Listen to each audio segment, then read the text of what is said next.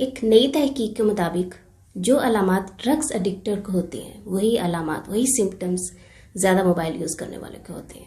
मतलब उनका दिल घबराता है, उन्हें पसीना आता है और वो बहुत बेचैनी महसूस करते हैं।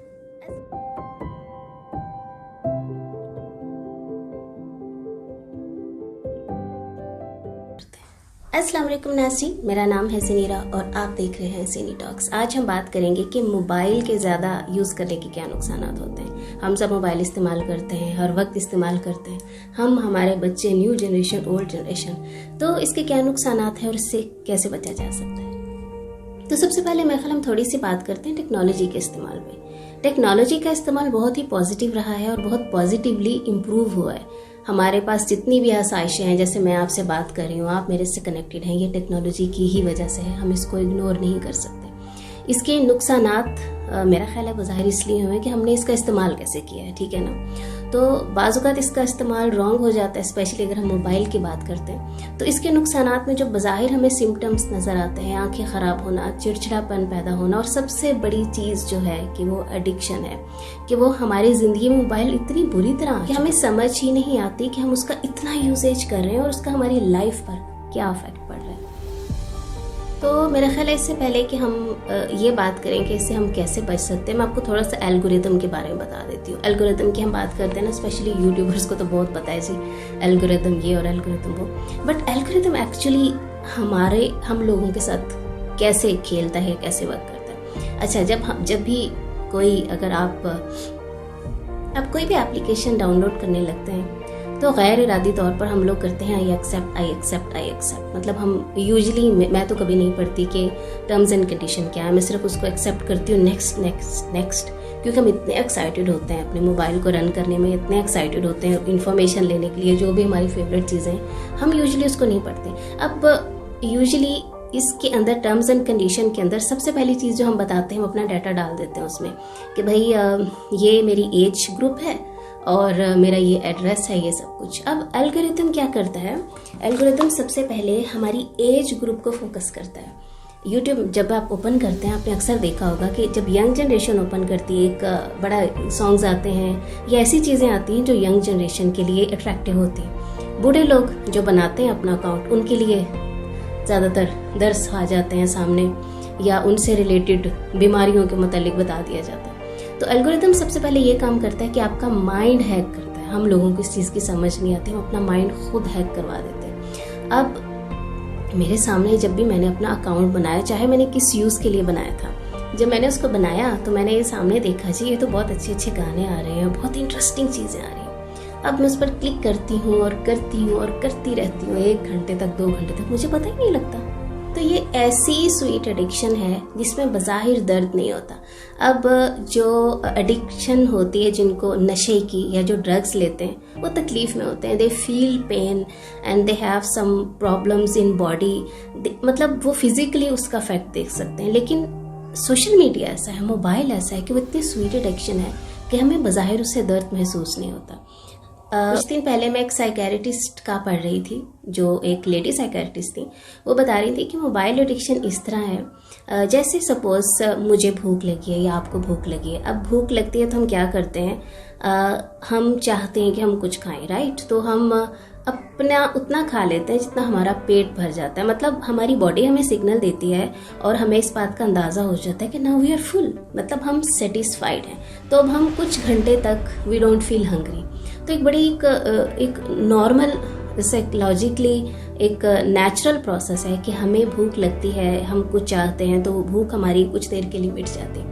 लेकिन मोबाइल का इस्तेमाल या सोशल मीडिया का रॉन्ग इस्तेमाल ऐसा है कि आप और चाहते हैं। हम लोगों का नॉलेज भी कॉम्पिटिटिव हो गया। मतलब पहले आई नो मेरे दौर में एक पीटीवी चॉइस होती थी और कोई चॉइस नहीं होती थी। क्या होता था कि हम लोग बस 9 बजे पीटीवी ने बंद हो जाना है, हमने खबरनामा देखना है, एक स्पेसिफिक चीज़ें हैं, तो वो हमारे लिए एक एंटरटेनमेंट था। मतलब उससे ज़्यादा हम नहीं कर सकते थे। फिर एक दौर आया, एक और चैनल आ गया, STN या आई डोंट नो कौन सा चैनल था वो, उससे भी स्टार्ट हुआ। अब ये कि वह चॉइस मिल गई, आपको एंटरटेनमेंट में चॉइस मिल गई।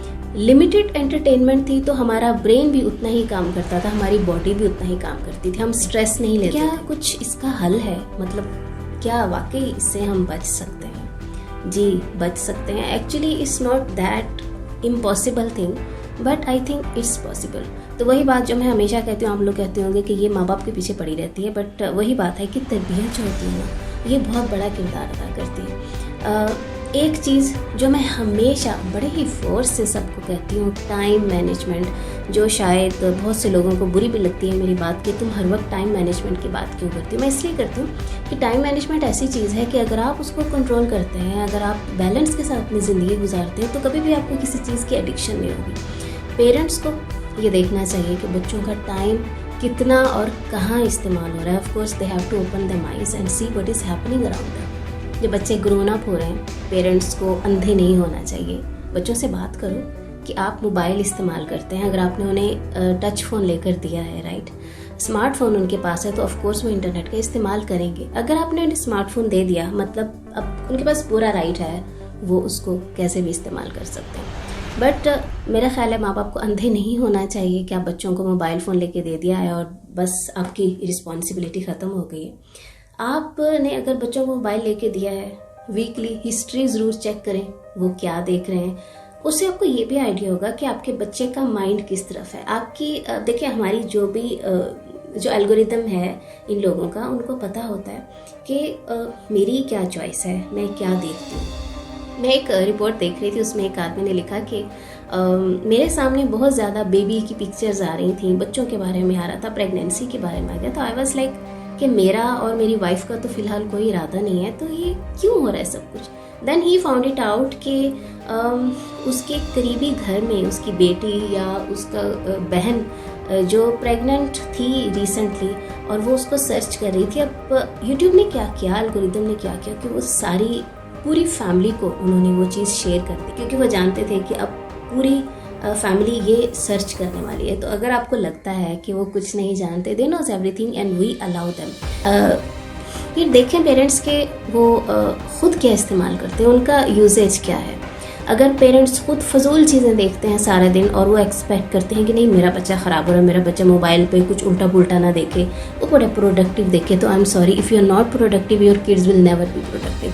तो मेरा ख्याल है कि एक और चीज़ हो सकती है जो बड़ी इंटरेस्टिंग है कि कोशिश करें वीकली मोबाइल ऑफ रखें। जैसे ऑफ डे होता है ना, मोबाइल ऑफ डे रखें, मतलब आप सबके मोबाइल ले लें और अपना भी, अपनी वाइफ का भी, बच्चों का भी, सबका मोबाइल एक दिन 24 आवर्स के लिए बंद करें। जो लोग बहुत आपसे परेशान हैं, जो लोग बहुत ज़्यादा आपसे कांटेक्ट रखते हैं, उन्हें एक दिन पहले बता दें कि भाई आज हमारा मोबाइल ऑफ है। तो आप लोगों को बहुत ज़्यादा ज़रूरी बात है तो प्लीज़ आप लोगों में लैंडलाइन पर फ़ोन कर लीजिएगा, या फिर आज तो हम फ़ोन नहीं उठाएंगे, हम खुद कोई बहुत इमरजेंसी हुई तो आपसे बात करेंगे। एक चीज़ जो बहुत ही अफसोसनाक बात है कि हम लोग कहते हैं और बाज़ वक़्त हम परेशान होते हैं कि हमारे बच्चे सिर्फ़ और सिर्फ मोबाइल पर ही लगे रहते हैं। बेटा मोबाइल छोड़ो, मोबाइल छोड़ो। ये ना बड़ी जाहिलाना सी बात है। देखिए मेरी बात सुने, जब बच्चों के पास कुछ और करने को नहीं होगा, जब आपके पास आपने उन्हें एक खिलौना दिया हुआ है, तो वो सिर्फ़ और सिर्फ उस खिलौने से खेलेंगे। ये बात में एक बहुत इंपॉर्टेंट है, इसको प्लीज़ गौर करिएगा कि जब तक बच्चों के पास कुछ और नहीं होगा, मोबाइल के अलावा वो मोबाइल ही यूज़ करेंगे। अगर आपने उनका टाइम टेबल सेट किया हुआ है, अगर आपने उनको ऐसी प्रोडक्टिव चीज़ों का आदी बनाया हुआ है, यकीन करें वो इसका यूजेज बहुत कम करेंगे। और बहुत से ऐसे घर हैं जहाँ पे इसका यूजेज कम होता है, क्योंकि उन लोगों ने अपने बच्चों की लाइफ में बड़ी इंटरेस्टिंग चीज़ें ऐड की होती हैं जो उनके लिए, उनके ब्रेन के लिए, उनको प्रोडक्टिव करने के लिए बड़ी अच्छी होती हैं। जैसे बच्चों ने, आपने लाइब्रेरी ज्वाइन करवाई हुई है, बच्चे लाइब्रेरी जाते हैं, रोज़ 1-2 घंटे वहाँ जाते हैं, आप सब मिल के जाते हैं। That's very good exercise and that's very entertainment of course. वहाँ पे ज़रूरी नहीं है कि बच्चे कोई ऐसी चीज़ें पढ़ेंगे जो आपके लेवल की हैं, वो बच्चों के लेवल की पढ़ेंगे और उन्हें मज़ा आएगा। फिर क्या होगा कि अगर आप सोशली एक्टिव हैं, आपके बच्चे मोबाइल से दूर रहेंगे। मतलब अगर आप लोग नेबर्स के जाते हैं, पड़ोसियों के जाते हैं, रिलेटिव्स के साथ जाते हैं, आपके घर लोग आते हैं, अगर आपका एक सोशल सर्कल है तो जाहिर बात है बच्चे मोबाइल से दूर रहेंगे।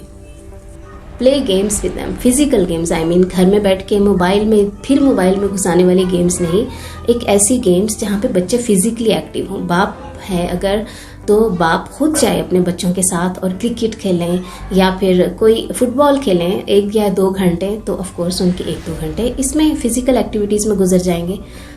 बेड टाइम स्टोरी एक बड़ी दादियाँ नानियाँ सुनाया करती थी, लेकिन बेड टाइम स्टोरी रखें, बच्चों को कहानी सुनाएं, सब अगर आप खाना खाते हुए आप सब लोग इकट्ठे बैठते हो, खाना खाते हुए इकट्ठे बैठना चाहिए। मेरा ख्याल है कि आप एक टाइम का खाना होना चाहिए जो सबको मिलकर ज़रूर खाना चाहिए। उसमें बैठकर आप बच्चों को कहानियाँ सुनाएं या रात को सोने से पहले बेड टाइम स्टोरी सुनाएं, अच्छी अच्छी कहानियाँ बताएं, अपने हीरोज़ के बारे में बताएं, अपने इस्लाम के बारे में बताएं, ऐसे लोगों के बारे में बताएं जिन्होंने लाइफ में कुछ किया। तो मैं नहीं कह सकती कि मोबाइल ही सिर्फ सोल्यूशन है जो हम बच्चों को दे सकते हैं। एक्चुअली हम खुद माहौल ऐसा क्रिएट करते हैं कि उन बेचारों के पास कुछ बचता नहीं है सिवाय मोबाइल के। और मैं एक चीज़ मुझे बहुत बुरी लगती है, मैंने अक्सर देखा है बिल्कुल छोटे छोटे बच्चे 2 साल 2.5 साल 3 साल के बच्चों को माएँ क्या करती है, माएँ खुद मोबाइल दे देती हैं और काम में लग जाती हैं। अब उस बच्चे की आंखों पर, उसकी हेल्थ पर कितना असर पड़ता है, ये रिसर्च आपने देखी होगी। आप जानते हैं कि ये कितना डेंजरस है बच्चों को मोबाइल देना। अब बच्चे यूज्ड टू हो जाते हैं बहुत अपनी बचपन से, इवन वो चलना भी शुरू नहीं करते लेकिन वो मोबाइल ग्रैब करना बड़े अच्छे से जानते हैं। और फिर वही मैंने कंप्लेंट भी सुनी होती है, वो कहती है माएँ मेरा बच्चे को तो मोबाइल की इतनी आदत है। भाई मुझे ये बताएं कि आपका बच्चा क्या पैदा होते ही मोबाइल के बारे में जान गया था? आपने उसको इंट्रोड्यूस करवाया ना, आपने इंट्रोड्यूस करवाया कि ये मोबाइल है, इसको इस्तेमाल करो क्योंकि मैं अपनी जान छुड़ाना चाहती हूँ, मैं बिजी हूँ और अब आप मोबाइल इस्तेमाल करें। बहुत से अल्टरनेटिव इसके हल हैं। छोटे बच्चे हैं, आप उन्हें टीवी लगा के दे सकती हैं कुछ देर के लिए अगर आप बिजी हैं। नानी दादी कोई या कोई ऐसी औरत जो टेक केयर करती है आपकी, आप केयर टेकर को पकड़ा सकती हैं थोड़ी देर के लिए। I think that's more better than this using.